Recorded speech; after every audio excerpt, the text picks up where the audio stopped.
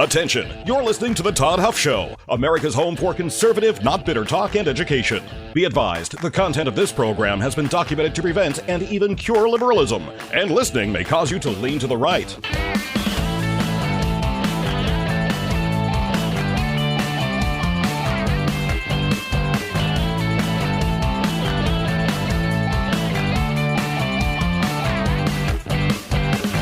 And now, coming to you from the Full Suite Wealth Studios, here's your conservative but not bitter host, Todd Huff.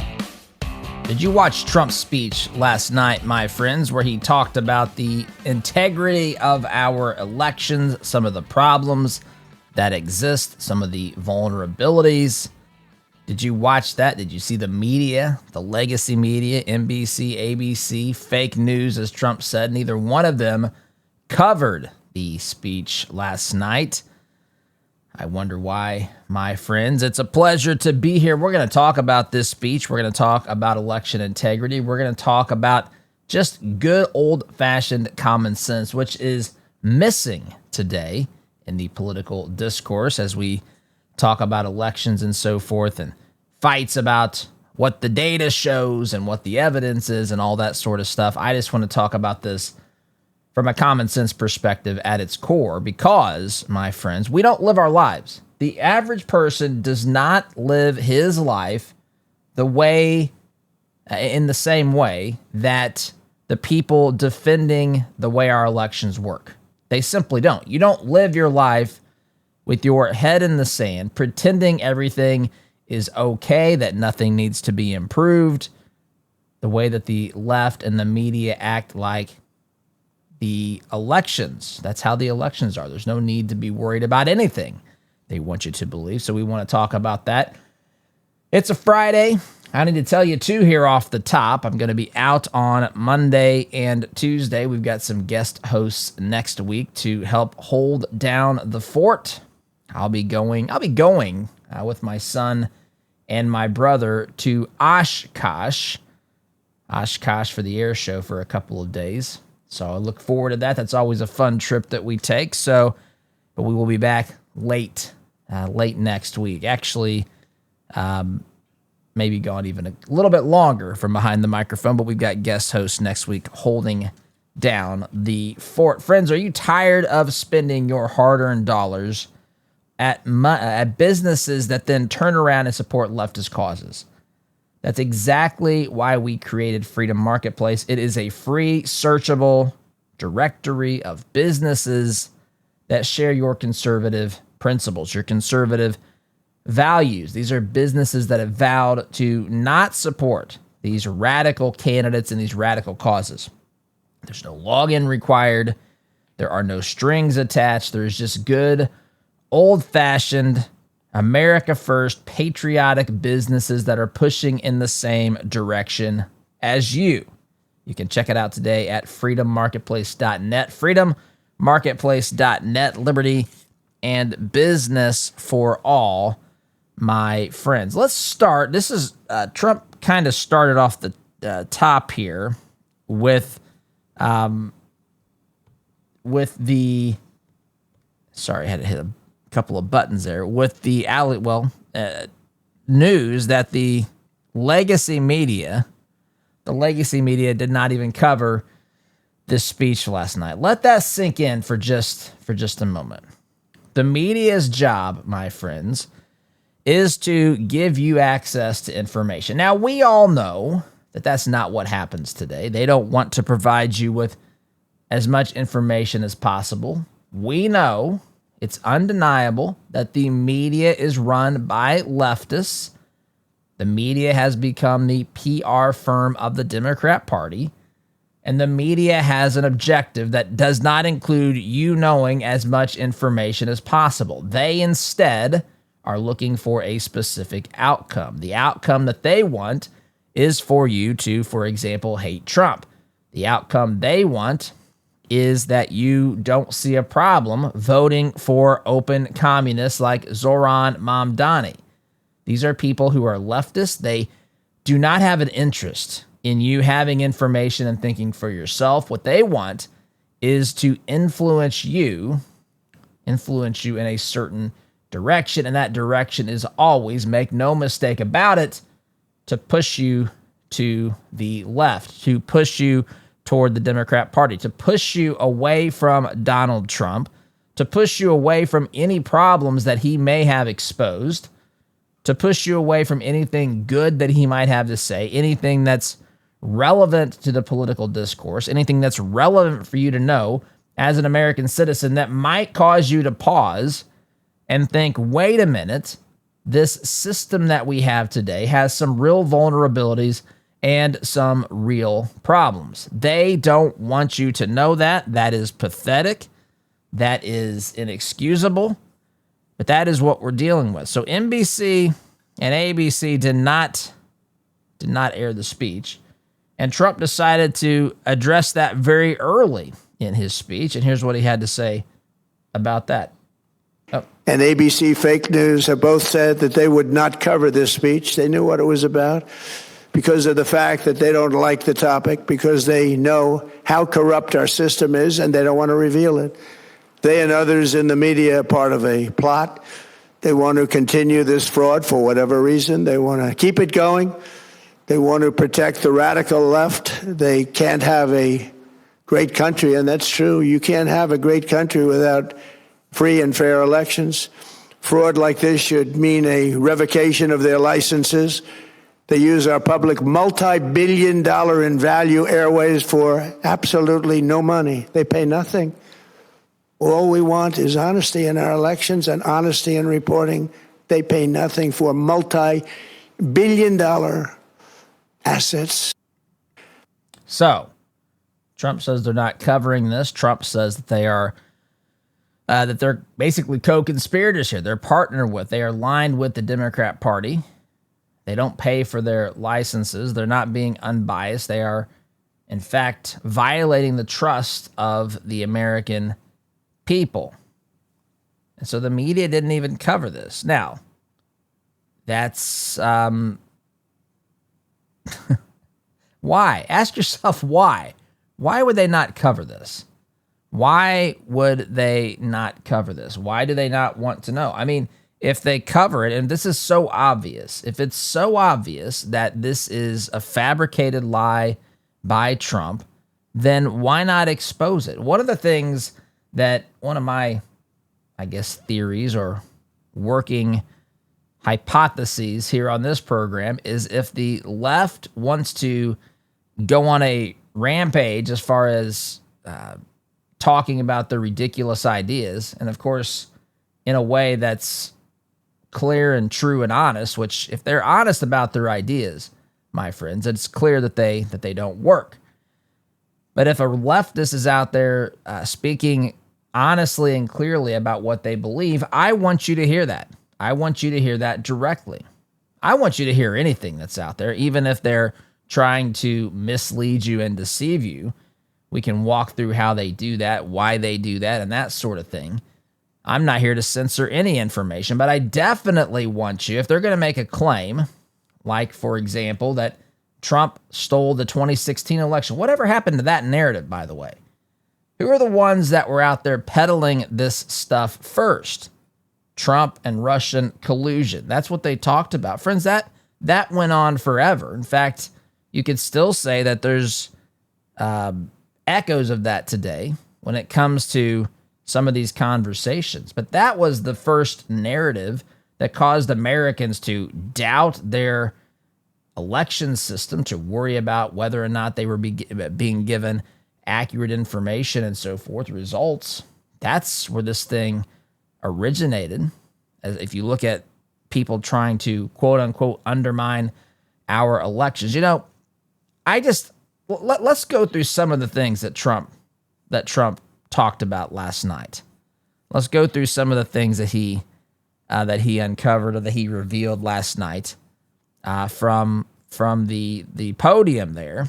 So, a couple of things. Election integrity, of course, was the central theme of the speech. Trump argued. Well, first of all, let me back up. Trump came out and talked about some of the positive things and some good things that were happening in this country. Inflation going down, our borders secured, things like that, reminding the American people how far we've come in these past nearly 2 years now since the Biden administration was running this country nose first, head first into the ground. And then Trump got to the meat of what he wanted to talk about. He talked about election integrity.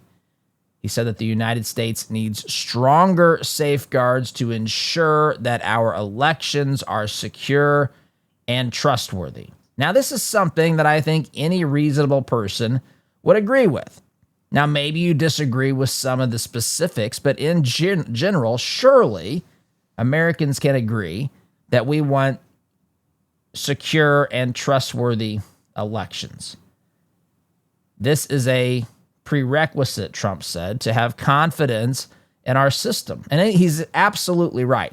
Because at the end of the day, when you cast your ballot, when I cast my ballot, and the vote tally crowd, the folks who are counting the ballots, reporting the data, get together, there is absolute trust. There is nothing that they control all the information. They control the data.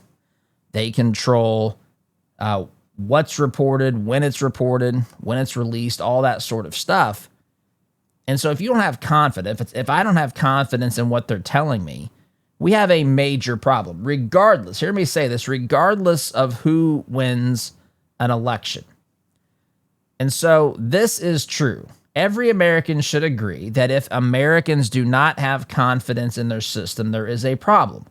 Now, there's a couple of ways that adults would handle this. Let's say that there is literally nothing wrong with our system. I mean, that's unfathomable that that's actually the case. Not even because of specific evidence, just from common sense. There's no way that there's no improvements that can be made to our system. It's just not possible. But let's assume for a moment that it is possible. Let's assume for a moment that there can be no improvements, that there is nothing for us to worry about, that this is running as spectacularly as possible, that these are, in fact, the most secure elections in American history. World history, for that matter. Let's just assume that that's true for the sake of discussion, for the sake of debate, for the sake of conversation.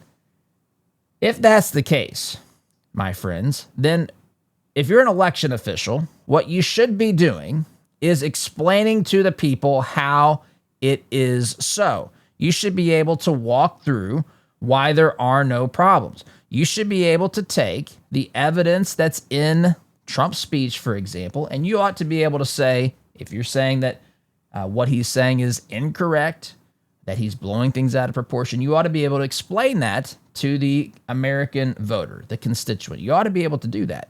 In fact, you ought to do that. In fact, I've said on this program, if you remember back in 2020, in the state of Georgia, there was an elected official there. I think it was Jeff Duncan. He made the comment, I've said this on here before. He made the comment that if he had 5 minutes with every voter in Georgia, he could put to rest any concerns they had about the outcome of the 2020 election in Georgia. To which I said, Mr. Duncan, I think it was Duncan, I said, you may not be aware of this, but you have direct access to a lot of people through social media, through the media. Create a video.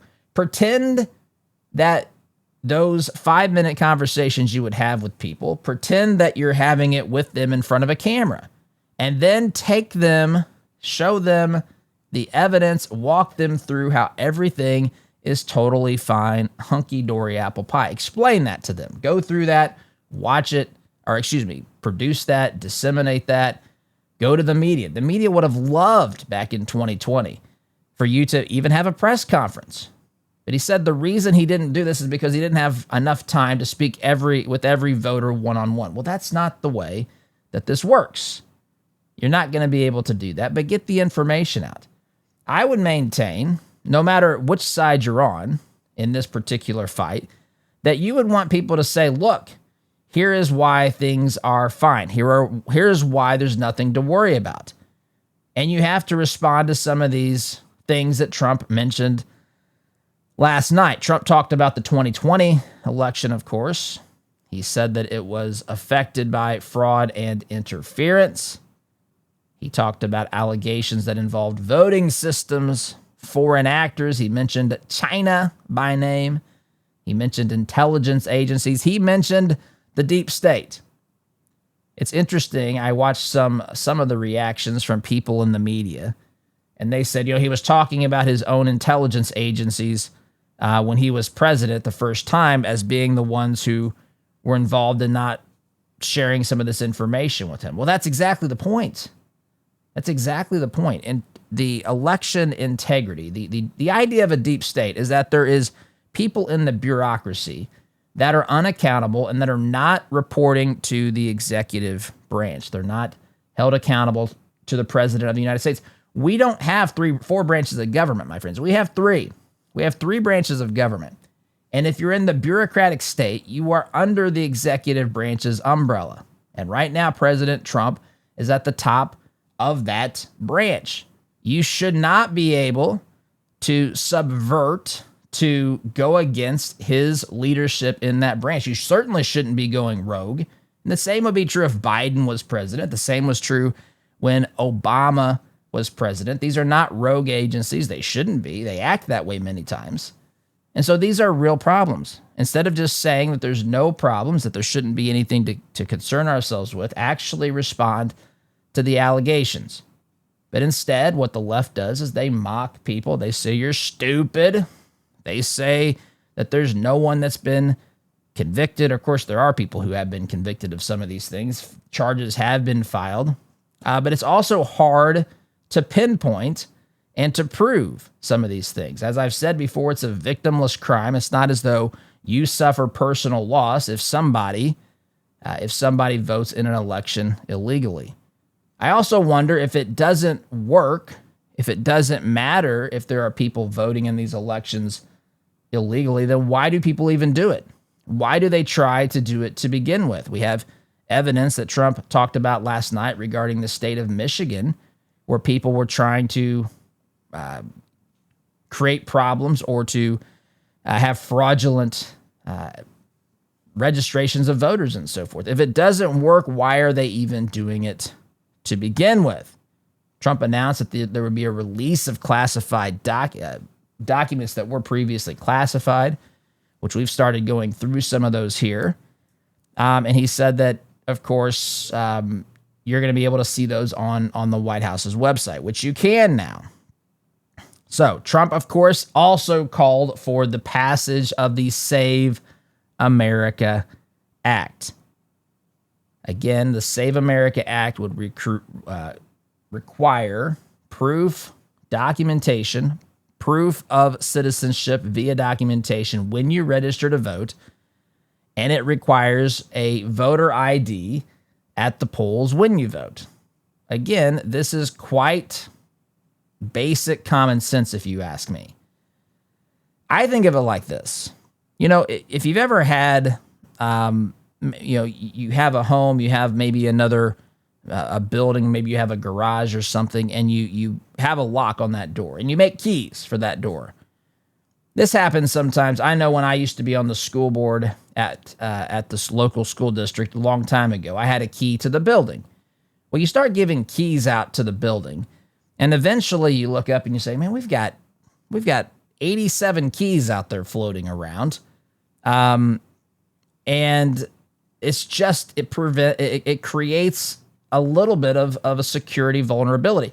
It doesn't mean that all those people who have the keys are intent on causing harm. It just means when there's a lot of keys that get into your building out there floating around, when there's so many and they could end up, maybe someone misplaces one, maybe someone knows where you keep the keys and they want to break into the building. It's a vulnerability. And at some point, a person with sense would say, listen, we're going to have to change the locks on the doors and reissue keys to people who need them today, because maybe people who were needing them in the past no longer need them. Maybe some people were making copies of the key. It only stands to reason that at some point you just have to recognize the vulnerabilities. And when there are people who have registered to vote, 200 and what was it? 260, 70,000 people that have been illegal. They're not eligible to vote, that they are now on the voter rolls. Trump talked about this as well last night. That presents a major problem. I don't understand how people don't see that. There's a saying that I think is true in this instance, though. The mind will justify what the heart desires. If the people that are against Trump, they desire everything he says to be false and fake, and they're okay with these rules being bent because it helps their side of the political argument, their side of the election numbers, then they will justify it in their minds. These things are basic common sense. I stand by this.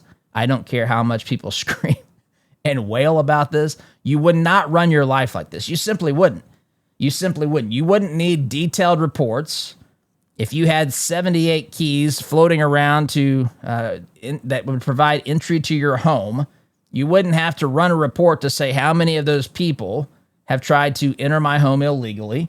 You wouldn't do research to see how many people have made copies of keys and sold them on the internet. You wouldn't do that. You would just say, we better change the locks. There's just too many keys floating around there. And I see this in a very similar way. And people who refuse to at least look at that and to say that there are vulnerabilities. Now, to say there are vulnerabilities does not mean that they've been exploited, does not mean that an election was stolen. It simply means that as responsible people, we realize that there are things that need to be tightened up. And that's the way that I look at this as I'm getting here to the end of this, the first segment, my friends. I'm going to have to take a quick break. If you've got high cholesterol, if you're concerned about that, friends, I've got something I want to tell you about. That's Soul Tea. Soul Tea gives you the opportunity to take just 2 soft gels a day, and it helps lower cholesterol. In fact, it's been proven, science has spoken on this, to lower the cholesterol for the people who have taken it. There's been lots of tests and research that verify this.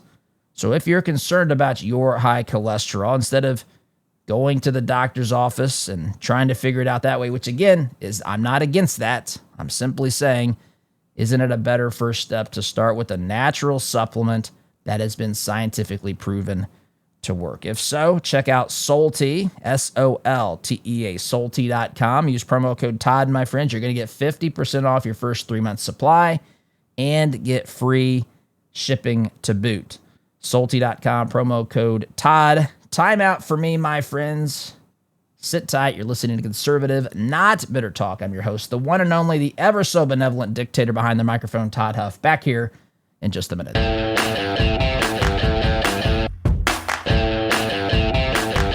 Welcome back, my friends. I want to go through a few more of the things that Trump talked about in his speech last night. And I also want to talk about why. Why are people so opposed to these measures in the Save America Act? It defies common sense. It exposes a major bias somewhere because these are basic fundamental things. These are basic fundamental things that need to be implemented to make sure that we address the vulnerabilities. You cannot deny that there are vulnerabilities. In fact, sometimes I ask AI to summarize the speech. And even AI, which, by the way, I have fights with. I use a couple versions of AI. I use Claude. I use ChatGPT. ChatGPT constantly is parroting the narratives from the Democrat Party, from the left. Even ChatGPT acknowledges that there are clear vulnerabilities in our system. That's candidly undeniable. So Trump, well, before I get to that, my friends, if you are curious about Kratom or just trying to figure out who you can trust, check out Christopher's Organic Botanicals. They are a family-run natural Kratom company. They offer lab-tested natural Kratom, not the synthetic garbage that has given Kratom a bad name. Real Kratom is responsibly sourced. It's tested for purity, and that's what you get from Christopher's Organic Botanicals. They work directly with farmers in Indonesia. They follow the same traditions that have been used for generations. There are no gimmicks. There are no shortcuts. just a clean, honest alternative for people looking for a more natural way to support their health. You can start with their Kratom Starter Pack. You got to make sure this is not the same in all states. Make sure, well, you'll find out when you go to the website if you can order it. But if you can't order it, you also should know that your state very well may be reviewing laws. There could be proposed legislation to change it from an outlawed product to a regulated product, which is what it is in most states. But anyway, you can start with the Kratom Starter Pack. It's a great way to begin. Coupon code Todd Huff. You got to include the last name there. It's going to save you 10% on your purchase. Christopher'sOrganicBotanicals.com. That's Christopher'sOrganicBotanicals.com. Truth, tradition, transparency. Okay, so what else did Trump talk about last night? He talked about, again, the Save America Act, which to me is a no-brainer. The House has passed this, or a version of this. The Senate has kind of kicked and screamed the Republicans in the Senate. Now, granted, they don't have the 60 votes, but there are things that they can do. They can require an actual hold the floor filibuster. There's other things that have been proposed to get this legislation passed. But anyway, we're down to the final end of the wire here. This is the last chance for us to pass this legislation, which I think is tremendously needed. It would clean this up very quickly. But again, the uniparty, the politicians in Washington, D.C., are not completely behind it. Now, there's a lot of people who are, but there's some people who just simply refuse to have this fight. Trump actually encouraged you to call your senator and let them know that you are in support of the Save America Act. Trump also discussed non-citizen voter registration. Trump cited administration findings regarding non-citizens on voter rolls. What was it? 278,000 non-citizens that were identified by the Department of Homeland Security who were registered to vote. And that's just based upon the records that they have from states that were working with the federal government on sharing their voter registration information. Trump also called for more investigations and prosecutions. People who commit election-related crimes need to be prosecuted, and the Department of Justice is making this a priority right now. So that's, in a nutshell, what Trump was doing. So the major claims and the documents that they've posted at the White House's website include this. Number one, the Chinese government has access, according to intelligence reports, to U.S. voter information, a figure of roughly 220 million voter records has been accessed by China. Intelligence documents have been released that confirm this to be the case. Chinese actors obtained or attempted to obtain large amounts of U.S. voter registration data. So, this does not mean necessarily that votes were altered. This just simply means that the databases, the voter databases, were breached, were hacked, and your information was potentially, or dare I say even likely, stolen if you are registered, stolen by China, as Trump would say. The website where these documents are also includes declassified intelligence regarding China, Russia, Iran, other foreign actors, including Venezuela. The reports talk about efforts from these governments to influence American politics through some cyber operations. None of this stuff, propaganda, information, misinformation campaigns, none of this stuff is shocking. We knew all of this stuff. In fact, this is what the left was screaming about with Russia and how Russia colluded with Trump, allegedly. Of course, that is proven to not be the case, but that was the claim for a long time, that Trump and Russia conspired to steal the 2016 election. There's evidence of this happening. Of course this happens, my friends. Of course this happens. Heck, we've been involved in other elections, other nations' elections, influencing and so forth. This is not surprising. It should not be. Let me say this, though. To me, the misinformation, the propaganda, who is the source of that is largely irrelevant to me. Now, you could say if it's a foreign enemy, the stakes might be higher, and you might be right. But if you have people who are communists within this country who want to see Marxism embraced and Marxist sympathetic candidates elected and some of these ideas implemented, I would say you might want to pause and at least think about that, because we have people domestically. To me, if there are people who are lying and trying to provide misinformation and propaganda, no matter who they are a problem. Whether they are the mainstream media or Russia, it to me is the same thing. They're trying to deceive you so that you vote for a person or don't vote for a person that aligns with what they want to see happen in a U.S. election for personal interests. That is a problem, but there's no way to prevent that, right? There's no way to ultimately prevent that. People are going to try to persuade and deceive people into making choices for candidates that align with their personal preferences. That's the way that it's going to go. But there are some things that we can do to prevent people from not voting who are not supposed to be voting. Non-citizen voter registration. Here's the DHS numbers on this. They published figures indicating that approximately 278,000 non-citizens were identified as registered to vote during a review of available records. And by the way, these were records. States maintain their voter databases.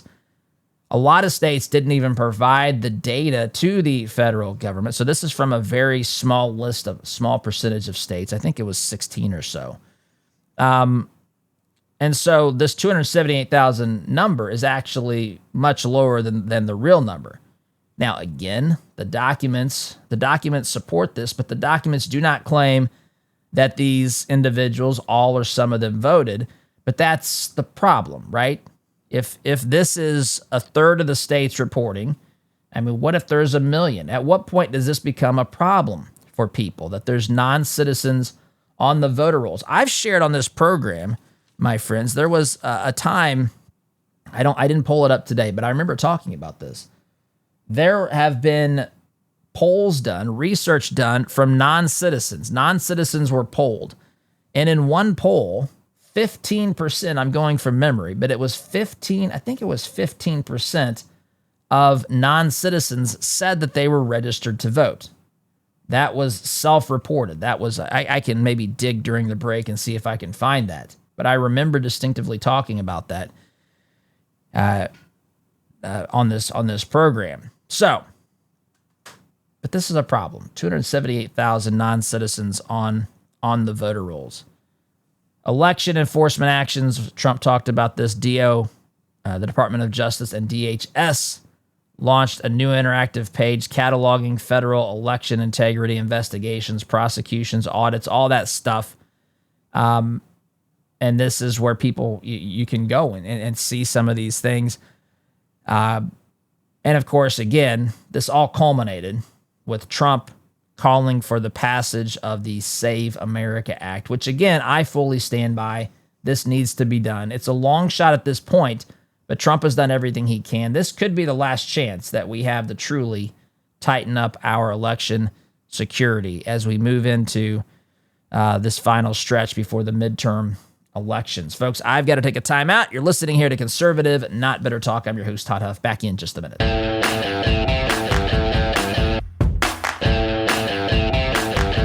Welcome back, my friends. Again, I'll be gone a couple of days next week at the Oshkosh Air Show. I look forward to doing that with my brother, with my son. It's a lot of fun. So I'll be out a chunk of next week. So this is our last segment of the week. But again, never fear. We've got some great guest hosts. I mean, they're going to, listen, they got big shoes to fill, my friends. But there's some really good guest hosts that will be filling in next week as well. So I want to conclude here today. By just talking about this from a perspective of common sense. Why would someone be against? the Save America Act? And we'll talk about that in the very short time that we have available here in this program today, my friends. You've worked hard, you've made smart choices, and now it's about making sure that effort counts, not just today, but for the future as well. Full Suite Wealth helps forward-thinking people with a coordinated approach to wealth, legacy, and legal planning, including private equity, private credit, option strategies. They'll help you see the big picture to plan ahead and make your success truly matter for the people you care about the most. The goal is to give you a plan that stands the test of time. Visit fullsuitewealth.com today, my friends. Jason and his team will take great care of you. Fullsuitewealth.com. Build your legacy, secure your future. Why, my friends, do people oppose the Save America Act? You know, I listened to some of the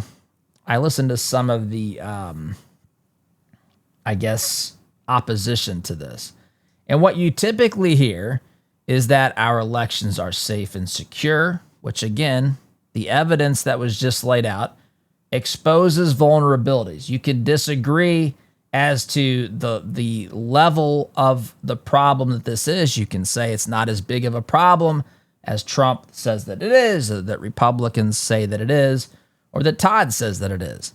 But to pretend that this is not a problem, to pretend that this is running along as smoothly as possible, is just simply putting your head in the sand. It's funny to me how people who defend this sort of stuff, how their position moves over time. At first, it was the most secure, the safest election ever.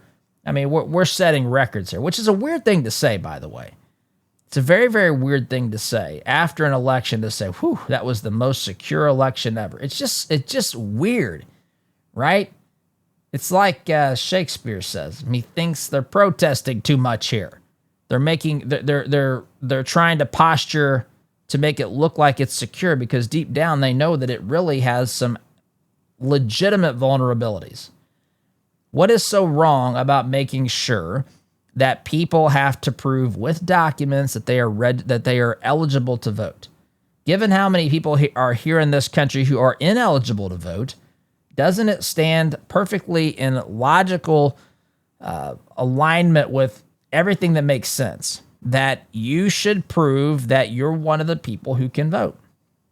People on the left, people in the media act like this is some sort of an unheard sort of thing, how you have to prove who you are. This is no different than if you, again, as Mike Lee pointed out, if you fill out an I-9, right? If you change your name as a woman who had been married and taken the last name of her husband, you have to go and do these things already. They make these things bigger than they really are, as far as how difficult it is. No one's trying to silence legitimate voters. I am trying to silence people who are not legitimate voters. They should not have a say in this election. And the opposition's position has moved a lot. It started from it never happened. This is the most secure election in the history. Actually, it started with Trump stealing an election with the help of Russia by using social media experts in Moscow to trick Hillary voters into voting for Trump. That's where this started. Now they suddenly want to forget that that was even a thing. And now they say it's the most secure election ever. We could never have a better system. There's no room for any improvement. Trump lays out some of the real problems with documents, with data. And they say, well, you can't stop all of this. I mean, there's going to be people out there who are doing it. But just notice the shift. Notice the shift. If you can do something to prevent what you know is happening that should not be happening, why would you not do it? Why? And I think we all know that answer. Senator Alyssa Slotkin came out the other day and said that Democrats will not win elections if they pass the Save America Act. Just let that register. What is she saying? I mean, the most generous way you can interpret that is that all the people who need to be able to update their registrations lawfully won't either do it or can't figure out how to do it. But in the worst interpretation of what she says, it's that the vulnerabilities actually help them at the polls.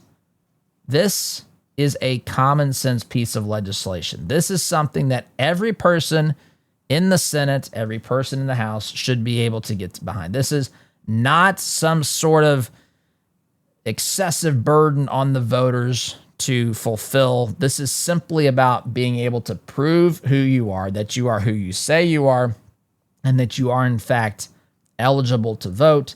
This is not about making it harder to vote. This is about securing the election. It's also about making sure that there's not just ballots floating around in the mail stream out there being sent blindly to everybody. You can still request a ballot if you can't go in person, but this is about tightening it up. This is common sense. It needs to be passed. It's a long shot at this point, but if you're in agreement with me, you might want to consider calling your senator and tell them that this matters to you. But folks, I'm out of time here. Again, I'll be out part of next week. We'll see you soon. Have a great weekend. SDG.